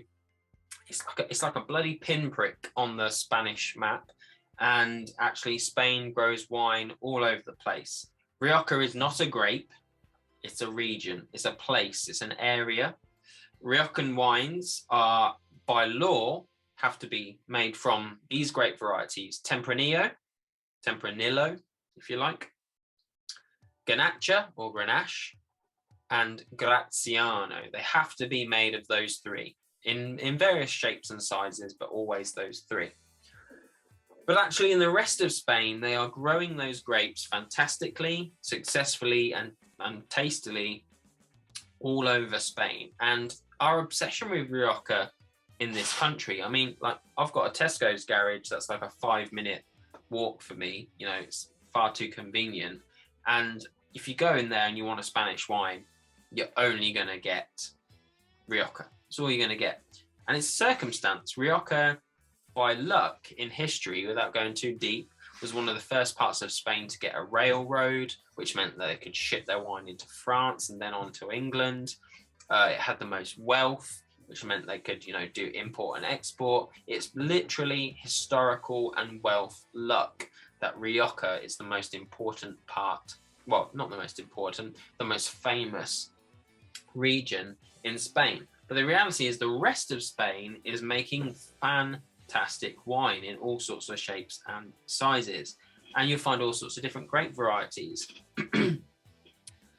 One of the things about Spain, and France do this as well, that we absolutely love, is also the sort of old-fashioned practice, the original practice of doing field blends. So this comes back to what I've been talking about with the idea that the grape variety is not the be-all and end-all. The grape variety is not the be-all and end-all when you buy a bottle of Rioja. You don't know what the grapes are. It's a blend of Tempranillo, Grenache, and Graziano, but you don't know. You don't know how much has gone into the mix. It's based on how things went that year. It's based on what the weather was like. It's based on whether Tempranillo did well or whether Grenache did well, whether Graziano did well. And just like when you go to the garden center and you look at one of those like tags that are on a plant, it will tell you this plant does well in the sun or does well on a patio or needs heavy watering. All different grape varieties have different requirements. And so, depending on how the weather was that year, some will do well and some won't do particularly well. Field blends were the way in which winemaking has been always done. And what that is just throwing a ton of grape varieties into the middle of a field and letting them grow. It doesn't matter what they are. It's just letting them grow. And if some do well because of the weather, great. If some do badly because of the weather, no problem. We've got the others to fill in. And that's what we're trying with wine number 2, is a field blend. Big fans of field blends at Smash Grapes. We've got them from Spain. We've got them from France. And they are unspecific blends of different grape varieties from the region pulled together as a reflection of the weather that year to make great wine. What they do make is fantastic all-rounders. They've got a little bit of everything in there. They're really good for the dinner table as a result. They're really good for parties as a result. They've got nothing about them that's too offensive to anybody because they've got a little bit of everything going there, and the weather has dictated their flavor. This vintage, because we'll come back to that, the idea that this vintage is different because the weather is different each year, it's really jammy. It's really quite lush and easy drinking. Great to see people saying Malbec, because Malbec is the easy drinking red grape, and this is super easy drinking Carmenere. Fantastic. Another easy drinking red grape from Chile. It is similar to Rioja, so it's great that you're picking that up. But field blends, do not be ashamed to try them. Do not think that they're going to be something that's of a lower quality. It's the way wine has been made for hundreds and hundreds of years. This new obsession with knowing the grape variety is a new obsession, and quite frankly, this is the way to drink wine. So we've got a couple of curveballs out there in the usual reds of choice. We've got Amarone, Valpolicella. We've got Grenache. We've got a Bobal in there tonight. We've got some wine drinkers out there, I think. There's Bobal in this one, I think. There's Bobal in this field blend. For those of you who like Amarone and have got an expensive taste, Amarone is a blend of 3 Italian grape varieties. And again, the blend is entirely dependent on the weather that year and what wines did well and what wines didn't. But it's a blend of 3 Italian grapes. So yeah, I mean, if you keep talking about the weather and all of that, I suppose, well, it leads into Francesca's question here of, are there specific years to steer clear of? But I think for us and everyday wine, that probably isn't. But I could be wrong.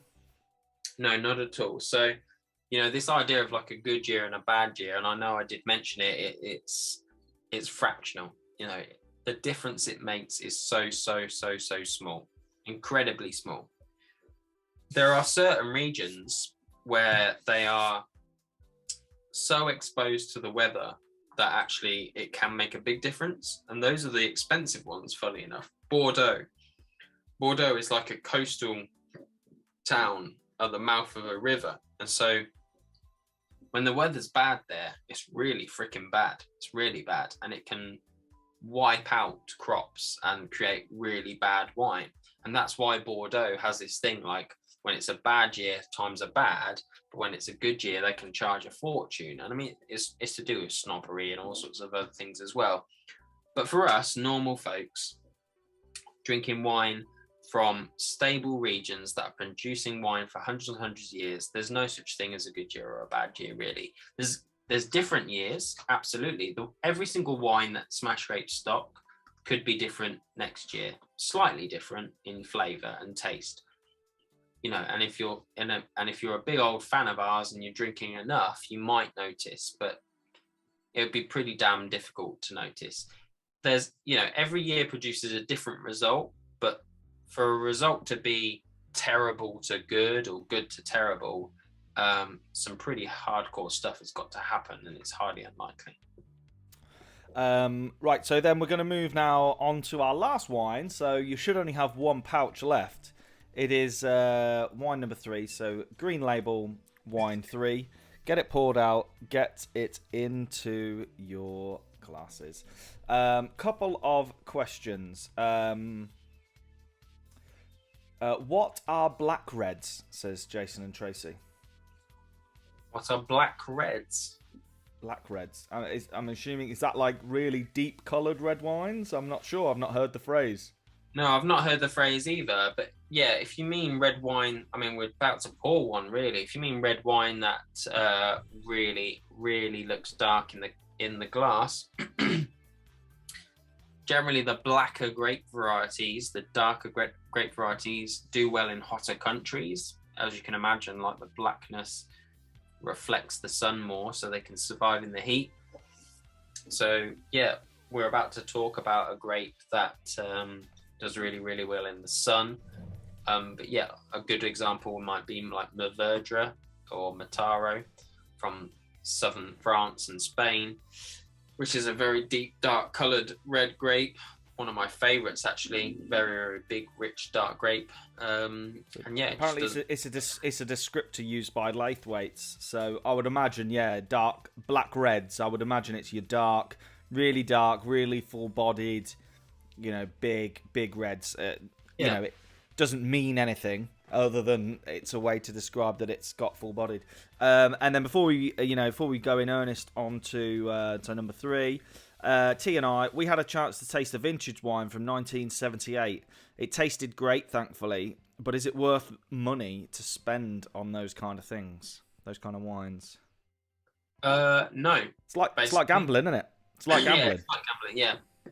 I mean, like saying we tried a 1978 wine doesn't really mean anything without knowing where it was from, because 1978 might have been great for Bordeaux, but it might have been terrible for Barolo in Italy because it's weather. It's weather, you know. So I don't know, because that's not my thing. Like whether 1978 was a good year for France and a bad year for Italy, I couldn't tell you. I mean, it's old. Let's face it, it's old.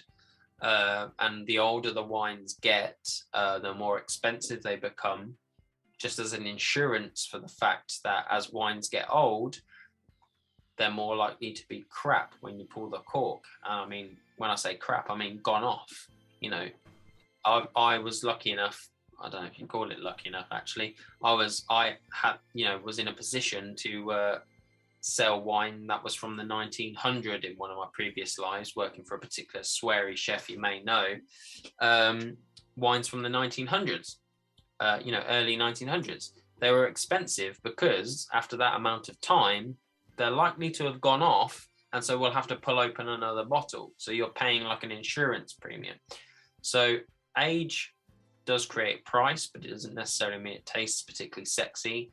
And whether it tastes sexy or not really is to do with the weather of that country at that time.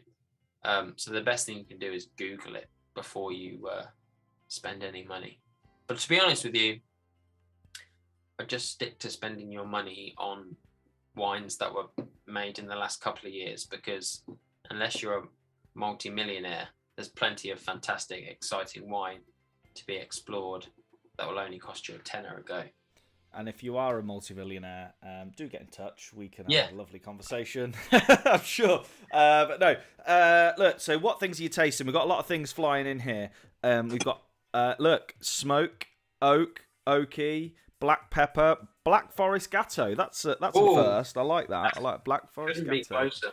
Couldn't be closer. Oof, I like that. I like that. Smoke, oaky, soft. So we're getting a lot of things going in there. So yeah, remember we are on wine number 3 now. It's the last pouch going. Mince pies, rubber we've got coming in. Yeah, like what kind of things are you picking up in this one? Get it poured out. Get it in your glass. Have a little. One of the things we get quite a lot is why are red wine glasses bigger? And should you be drinking certain wines out of certain glasses? Is that a thing, Sam? Is that a No, it's not a bloody thing. With? No, not a bloody thing. You know, the size of a glass. These are IKEA. The size of a glass is all to do with getting your nose in, and so actually, the bigger and fuller the wine, the more smells there are going to be. Yeah, big red wines could do with a big old glass, so you can get your nose in and smell it. And small, lighter white wines won't have much smell, so you don't need to get your nose in. But buying glasses to suit that need is just insanity. Just buy a glass that you like. Just buy a glass that you like and fits in your cupboard. And as long as you can smell the wine and taste the wine and it comes out the end and goes down your throat, jobs are good and really. Laura said, "Why does red wine make me sleepy?" Because you've had too much, Laura. Yeah, I think you've had enough, Laura. Yeah, no. I know what you mean. I do understand what you mean. Remember, there's generally a higher alcohol with red wine. Yeah, so. Higher alcohol in red, but it's also I think all that other stuff that goes into it. You know, the fact that the tannin, the fact you have it slightly, you know, room temperature, like it kind of does just feel a bit like a hug. It's very cozy, isn't it? And I think that's probably just a mental thing around that. Like, you know, it's just a whole mental hug in a glass. Cheers. It's not the Redback. Right. So what are we doing here then, Sam? What's going on? What have we got in glass number 3? Okay, so we've moved into hotter climes. We've gone down to the most southern part of Italy. We're on the heel of Italy. Italy's boot, if you like, the heel. A region called Puglia. This is one of those wines that is named by its region rather than its grape varieties, because it could be any grape variety within that region, and it's Salice Salentino. And in Puglia, you've got basically super hot, super dry, very, very exposed, and somebody said about those black reds, this is where they live. This is where they live. In particular, there's a grape variety called Primitivo. If you've heard of Primitivo, its home is here in Puglia. It's dark, it's rich, and it's full-bodied. And when it has lots and lots of heat, it becomes sweet and jammy. Jammy being the key word here. This is the home of jammy red wine. And if you're thinking, oh, I've heard that name before, well, Zinfandel, as in red Zinfandel, big, chunky, sweet red Zinfandel from California, which may or may not have some fucking famous rapper's name and face on the bottle, is Primitivo. They took Primitivo and they gave it a new name. The Americans, they took it from Italy. They gave it a new name, Primitivo, and that's what makes your 19 crimes and your jam shed and all that sort of stuff. But Primitivo is the home. Primitivo is the grape. Puglia is the home. But we're not quite there. We're a little bit off-piste here. Negro Amaro is the second grape of that region. Negro Amaro. And yeah, it's the second grape of Puglia, second to Primitivo. It's dark and it's deep and it's rich and it's thick-skinned and it loves that heat. And that heat develops that grape into just those rich, jammy flavors. Oak We're talking about oak here when we come to this red wine. So remember, with the white wines, we talked about two forms of aging to develop the flavor of wine. With the white wine, we talked about lees aging with the yeast to make them rich and creamy. Well, oak aging adds another layer of flavor. Oak aging kind of comes in two forms, excuse me. French oak makes it sort of spicy and toasty, and American oak makes it vanilla-y and coconutty. And this has had 6 months in a mixture of French and American oak. And Christ, it's a beast. We're right up there now. You know, forget your Australian Shirazes. This is one of the most beasty great varieties you're going to find, Negro Amaro. Super, super hot, oak aging. You know, we're going to pair this with like barbecue and beefy sauces and seriously rich food. It's heavy going. If you're struggling with it, it's because you've had 5 glasses of wine on the lead up, and this is going to put you to bed, and you really should be taking it on with like a T-bone or something. But yeah, fantastic wine and a fantastic example, and the reason I put it in, of, you know, that jammy flavor without buying into these big old brand names, which you just don't need to, because countries have been doing it for a long time. Yeah, I mean, jumping on the brand names, there's a message in the chat. So are 19 Crimes and Jam Shed, are they bad? I think ultimately, look, if you enjoy drinking it, you know, fair play, work away. I think what we're saying is those kind of mass-produced wines tend to be where they put in powdered acids and 100% powdered sugars. You know, if you drank this one, which is quite jammy and fruity, and drank some 19 Crimes, you would taste that kind of saccharine, refined sugar, and it's that gives you a really bad head. I've sunk a lot of 19 Crimes, Trevento, you know, a lot of that stuff over the years, and you know, as someone who's put upwards north of 2 bottles away a night, the sugar really does get to you. Dave says, is there a reason why we do whites then reds? Yeah, because if we did the reds first, the whites would taste like water. Yeah. You know, acidity has to start high and go low, and the fruit and the sugar has to go up. Excuse me, go up. For example, if you sucked on some wine gums or some fruit pastels, something sweet and sugary, and then tried these wines, they would taste horrible. They would taste horrible. Sweetness the wine has always got to be the sweetest thing that you try. So we have to work our way to sweetness, and we start with acidity high, sweetness low, and throughout the tasting, that's literally the only thing we use to model our tastings is acidity high, sweetness low, and then that changing as we move through the wines, because you can't do it any other way. It's why I just can't, I can't fathom the idea of like having a load of dessert or sweet or sugar and then having red wine, because it tastes horrible afterwards. It tastes like it tastes bitter and horrible. Wine is one of the only things where you've got to go up the body. You know, you've got to work your way up. Dave, have you got any more of the Maluta coming into stock? We can get some more, Dave. It's a 15% Spanish Grenache. It's a beast. It's a nice old wine. It is. Doesn't taste 15%. That's the problem. It's a good one. We'll get some more. We will get some more in. I'll let you know when it goes on to the store. What do you think about wine fridges compared to using normal fridges to chill your wine? Sam's got one there behind him. I mean, personally, I just find that obviously a domestic fridge for a kitchen just isn't necessarily kitted out to contain wine bottles. You know, you either have to stand them up in the door, or if you lay them flat, which is no good once they're open, you can't shut the doors properly because the drawers hit the lids. So I think it's more functional space than anything, unless, you know, you're going to tell me I'm wrong. I know you can get dual climate and things like that, but yeah. So this wasn't expensive, guys. So don't think this is like something fancy. It wasn't particularly expensive. Whites go at the top, reds go at the bottom. dual climate, as Dan said, so you can have two different temperatures. The white temperature is rubbish, and this is my critique of wine fridges. It's rubbish. Most of us enjoy our whites much colder than it will achieve.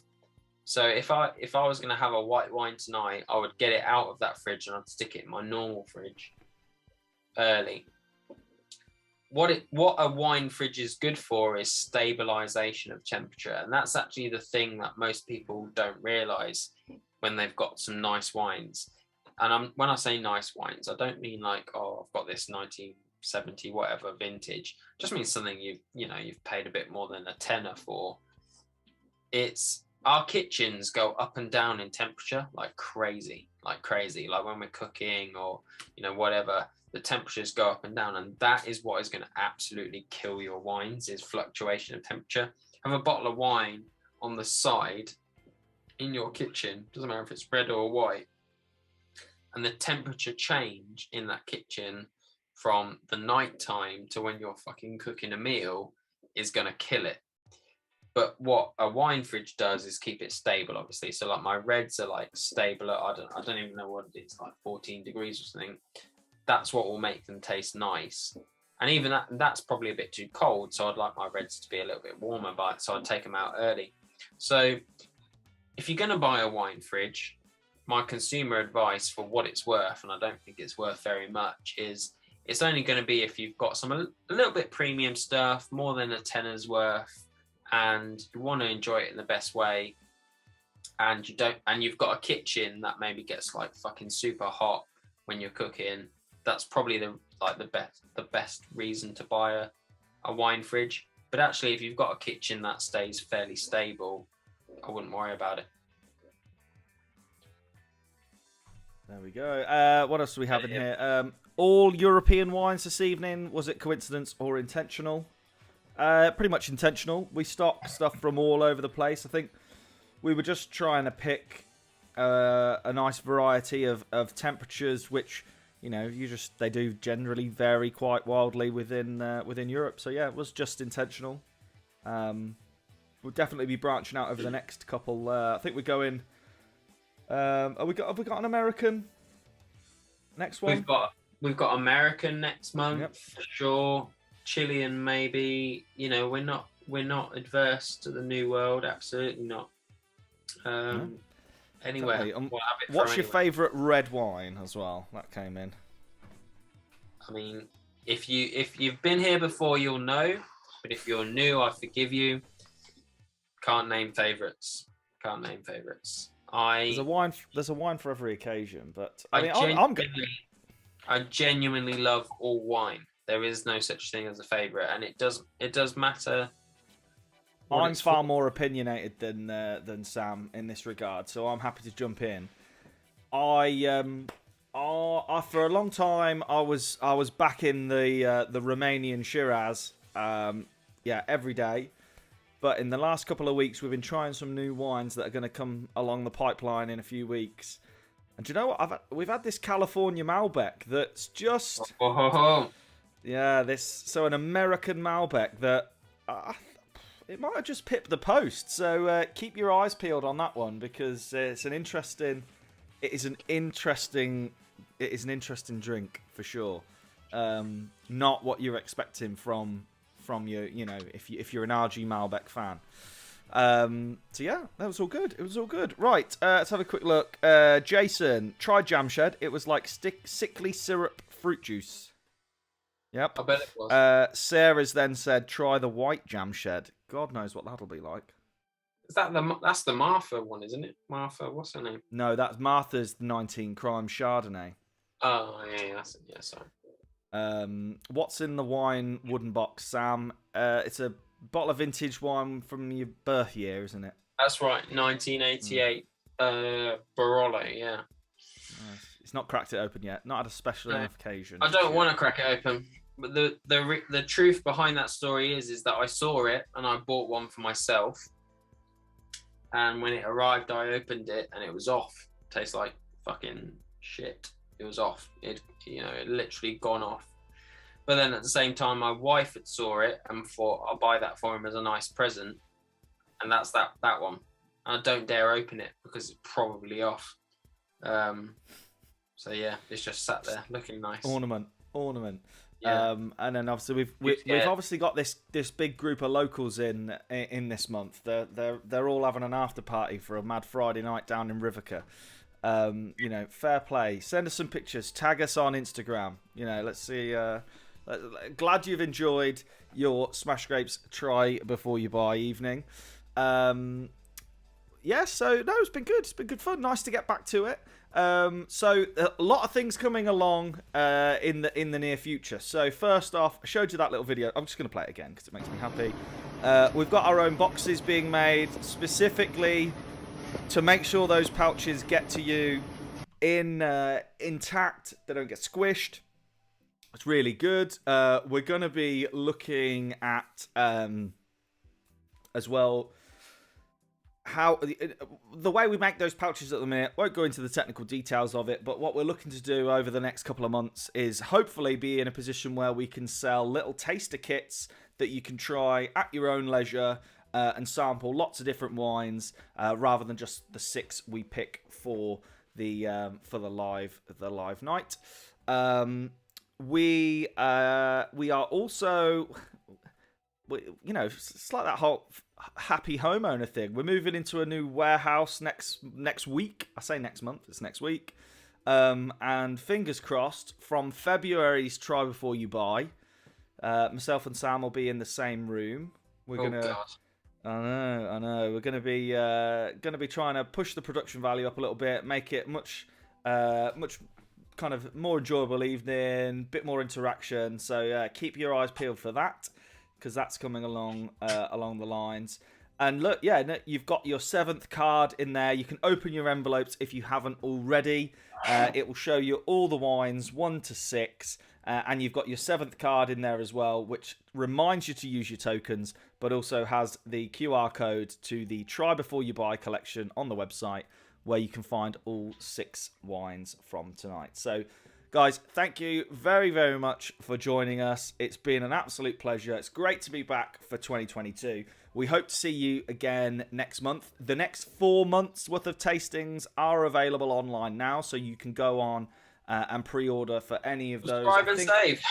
Up to April. If you fancy doing this every month and trying a couple of wines, picking the ones you like and then getting them delivered, then you can subscribe and save. We can send you it out every month without having to remember to reorder it, and you save, I think, 10%.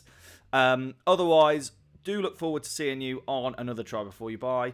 The email should have gone out about 19 minutes ago with all of your £10 voucher codes in. You can use them anywhere on the store, or you can, you can bank it. There's no expiry date on there. You can use it a little bit later in the future. But for now, that is us. Let's have a quick look. Any other questions before we say goodnight? No, right. Thank you very much, everyone. Have a great time, and we will see you very, very soon. Goodbye. Thanks a lot, guys. Good night.